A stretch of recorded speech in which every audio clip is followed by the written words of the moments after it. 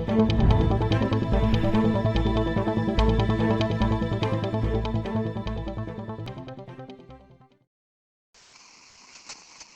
का ये विषय बहुत ही मौजू है और ये मुझे कहते हुए बहुत खुशी है कि मधेपुरा के एक इस कॉलेज में इस तरह के कार्यक्रम लगातार आयोजित किए जा रहे हैं।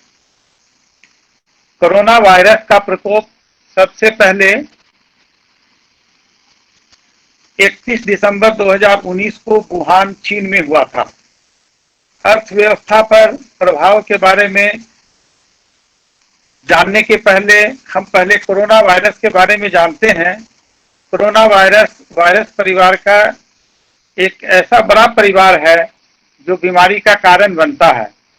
इससे आम सर्दी से लेकर मिडिल ईस्ट रेस्पिरेटरी सिंड्रोम जैसी गंभीर बीमारियां होती हैं और यह एक ऐसा वायरस है जो मानव जाति में अभी तक नहीं पाया गया था, ये पहली बार पाया गया है।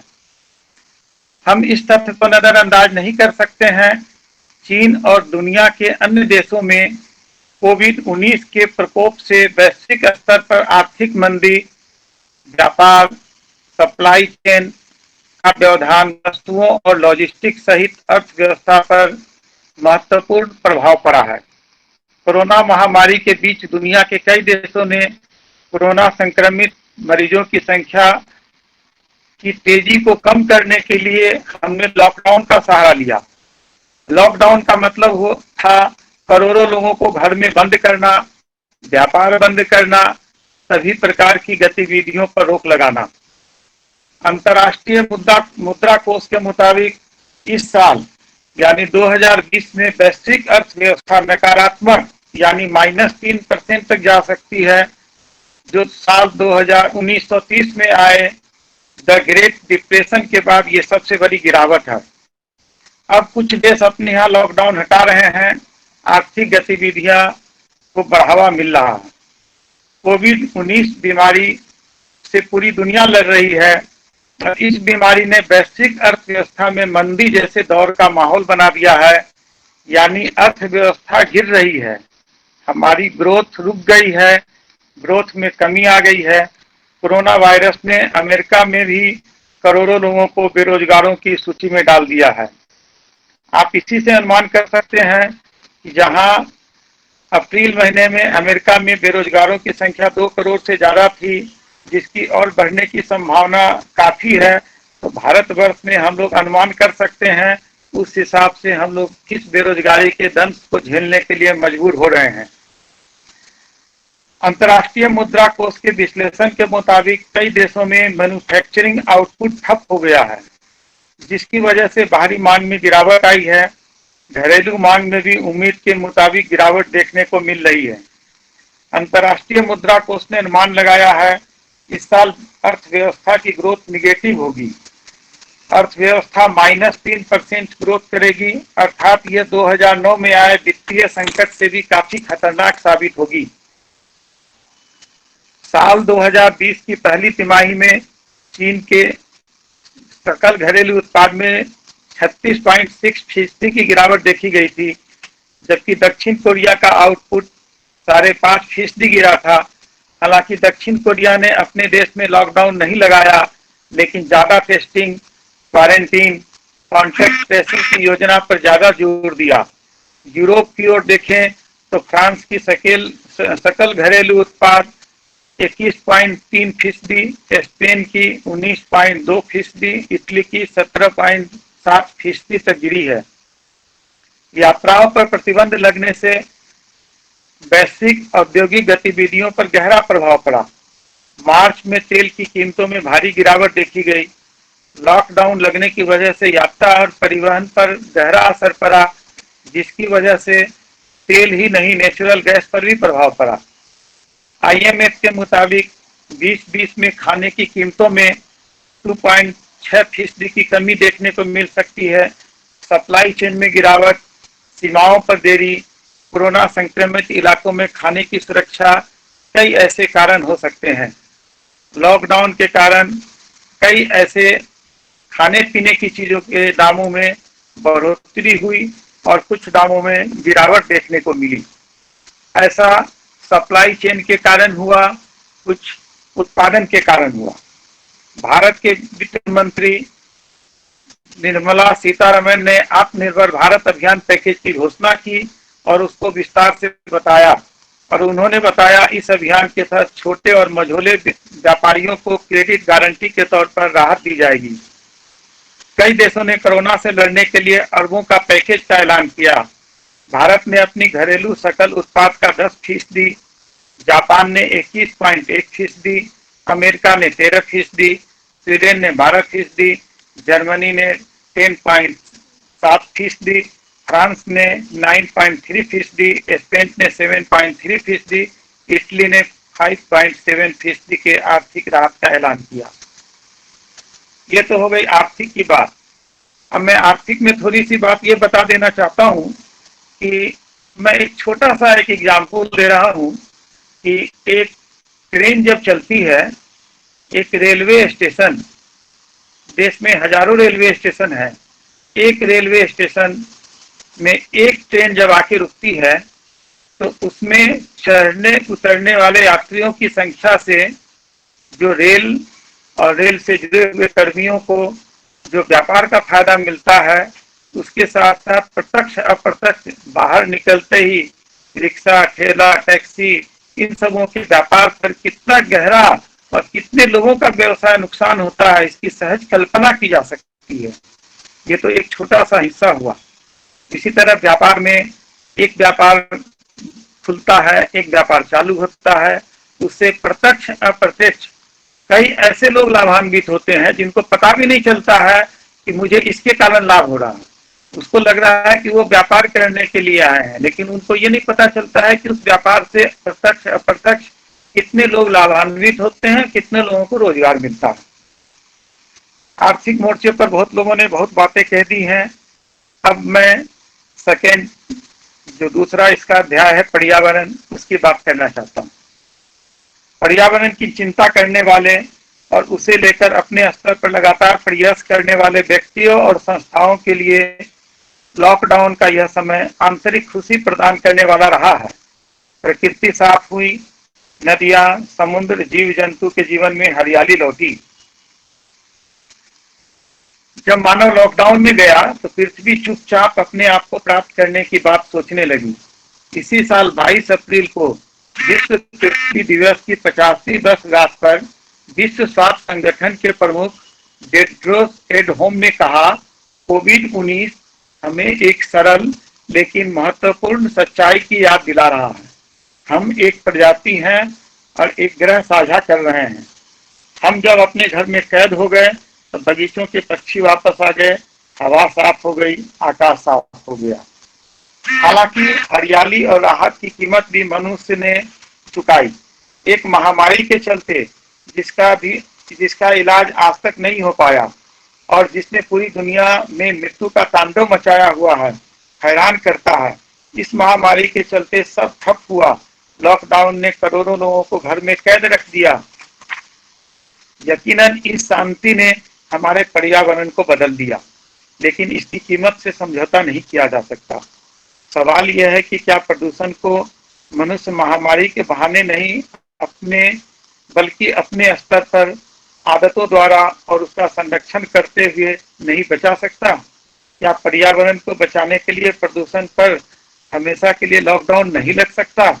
भले ही इस देश में कोरोना की रोकथाम के लिए लगे लॉकडाउन ने अर्थव्यवस्था व सामाजिक ढांचे को तहस नहस करने का काम किया, लेकिन मौजूदा देशव्यापी लॉकडाउन का सबसे सकारात्मक प्रभाव वायु प्रदूषण में नाटकीय कमी आई। वैश्विक आंकड़े बता रहे हैं, पिछले 60 वर्षों में किए गए तमाम प्रयास और जलवायु परिवर्तन के असंख्य वैश्विक समझौतों के बावजूद पर्यावरणीय स्थिति में वो सुधार नहीं आ पाया जो इस लॉकडाउन के कारण आया। विश्व स्वास्थ्य संगठन का अनुमान है, वायु प्रदूषण के चलते हर साल करीब 60 लाख मौत होती है। 60 लाख मौत होती है। लॉकडाउन के कारण जहरीली गैस के उत्सर्जन में अस्थायी कमी का आना निश्चित रूप से एक बड़ी राहत है। लेकिन यह कमी भारत जैसे देश के लिए अस्थायी समाधान नहीं है।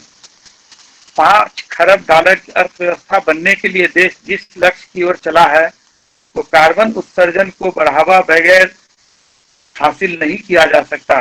दूसरी ओर हम बिना सांस लिए भी आगे नहीं बढ़ सकते।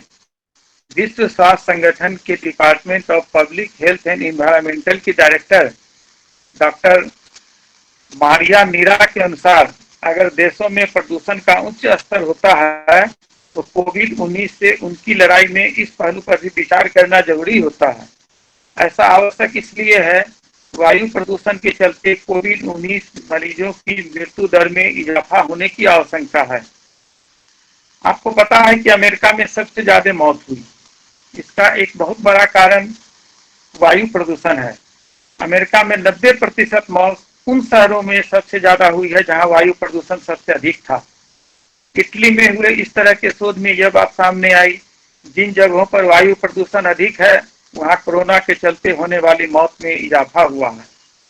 इटली के उत्तरी भाग में वायु प्रदूषण अन्य इलाकों की अपेक्षा काफी ज्यादा है, क्योंकि यहाँ से मरने वालों की संख्या भी करीब 3 गुना ज्यादा है। इटली के उत्तरी भाग में कोविड-19 की मृत्यु दर 12% है, जबकि इनके अन्य हिस्सों में मृत्यु दर 4.5% है। हम यह भूल जाते हैं कि दुनिया के 30 प्रदूषित शहरों में 21 शहर तो भारत के ही हैं, जिन शहरों में हवा की गुणवत्ता विश्व स्वास्थ्य संगठन द्वारा तय मानकों से 10 गुना से ज्यादा खराब है। अकेले वायु प्रदूषण के मामले में भारत में प्रतिवर्ष 10 लाख से ज्यादा लोगों की मौत हो जाती है। इन प्रदूषित शहरों पर कोरोना का प्रभाव बड़े पैमाने पर पड़ सकता है। कोरोना संक्रमितों की संख्या भी देश के महानगरों में अन्य जगहों से अधिक है। मुंबई में यह आंकड़ा सबसे अधिक है, क्योंकि मुंबई में सबसे अधिक प्रदूषित है। भारत कोरोना संक्रमितों का आंकड़ा 31 लाख को पार करने की कगार पर है। मुंबई जैसे प्रदूषित शहरों में वायु प्रदूषण लंबे समय से चलते रहने के कारण लंबे समय से मौत की संख्या भी वहां बढ़ती जा रही है। कोरोना के कारण सबसे अधिक मौत महाराष्ट्र में हुआ है। तो ये हम लोग को सोचने के लिए विवश करता है कि हम लोग किस हिसाब से काम करें जिससे एक संतुलन बना रह सके विकास, अर्थव्यवस्था और पर्यावरण के बीच।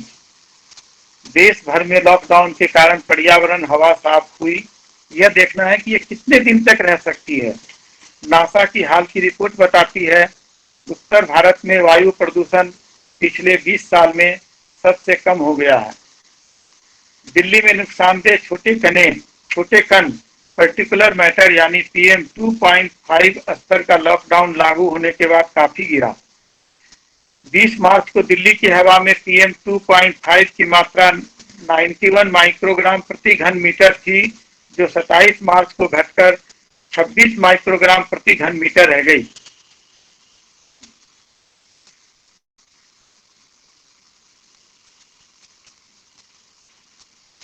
ट्रैफिक वाहनों में धुआं हो या तमाम औद्योगिक इकाइयों के बंद होने से उत्सर्जन शून्यता के बराबर हो गया। वायु गुणवत्ता सूचकांक बेहतर स्थिति में पहुंचता नजर आया। नदियों में घुलित ऑक्सीजन की मात्रा में आश्चर्यजनक वृद्धि होने से नदियों का पानी पीने योग्य हो गया। क्या गंगा, क्या यमुना, सभी का पानी साफ सुथरा हो गया।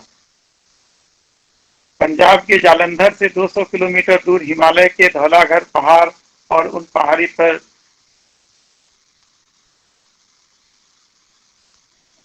बर्फ साफ दिखाई देने लगी।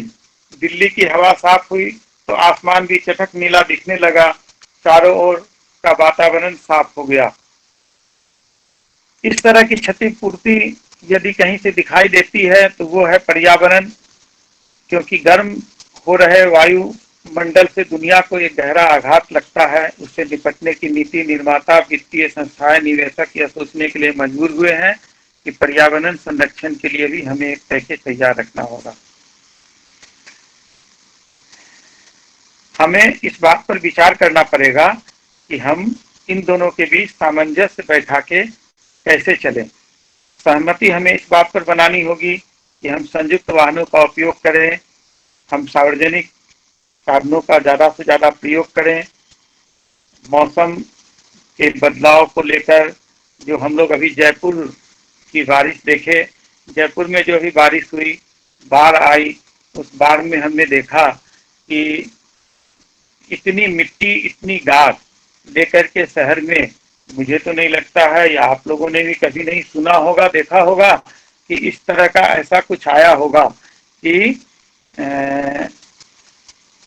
ऐसा कुछ नहीं आया होगा कि इतनी गाद कभी किसी शहरों में भरी हो।